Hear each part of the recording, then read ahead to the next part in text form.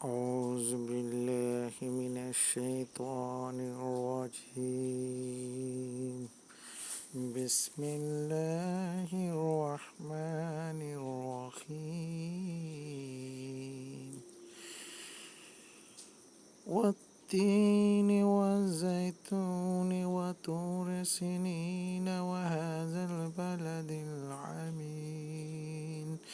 لقد خلقنا الإنسان في أحسن تقويم ثم رددناه أسفل سافلين إلا الذين آمنوا وعملوا الصالحات فلهم أجر غير ممنون. فما يكذبك بعد بالدين أليس الله بأحكم الحاكمين. صدق الله العظيم. আসসালামু আলাইকুম রহমতুল্লাহ। বন্ধুরা, আজকে বাংলাদেশের সুনামধন্য ইসলামী ইউনিভার্সিটি কুষ্টিয়া সবচেয়ে বড় মসজিদ যেটি, ওটিতে আপনাদের সাথে আজ পরিচয় করে দিচ্ছি। এই মসজিদ অনেক বিশাল এবং প্রায় এটার দোতলা, তিনতলা এবং নিচতলায় 7 থেকে 8,000 মানুষ নামাজ পড়তে পারবে, এত বড় মসজিদ। এটি ক্যাম্পাসের ভিতরে অবস্থিত।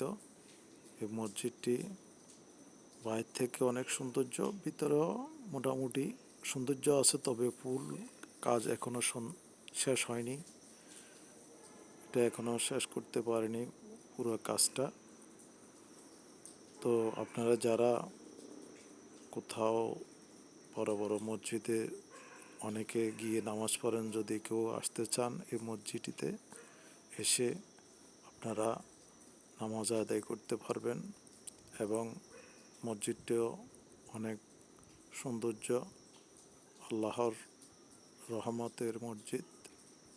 এই মসজিদটিতে নামাজ পড়লে মোটামুটিভাবেই ভালোই লাগে।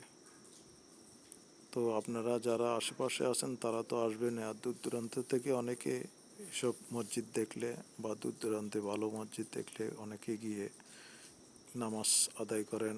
অনেকে জানে বা অনেকে বলে আলেমেরা যে এরকম মসজিদে, বড় বড় মসজিদগুলিতে যদি নামাজ আদায় করেন দিক সওয়াব নাকি হয়। কি পরিমাণ যে আরবের কাল একটা গোত্র ছিল, সেই গোত্র বেশ চড়াতো পশু সম্পদ ছিল তাদের। তো তাদের পশু সম্পদের মধ্যে যে পরিমাণ ফসল অপর করলে সংখ্যা, সেই ফসলের চাইতে অধিক পরিমাণ মাছ থাকে। গুণাগার বান্দাকে আল্লাহ আপনাদের ক্ষমা করে দেন। এত বরকতপূর্ণ রাতের উপর বলি আমরা। এই রাতটা বছরের অন্যান্য রাতের মতো নয়। এই রাতটা হচ্ছে বরকতপূর্ণ রাত। আল্লাহ রাসূল সাল্লাল্লাহু আলাইহি ওয়াসাল্লাম এই রাতে জান্নাতুল বাকিতে গিয়েছেন কবর জিয়ারত করার জন্য।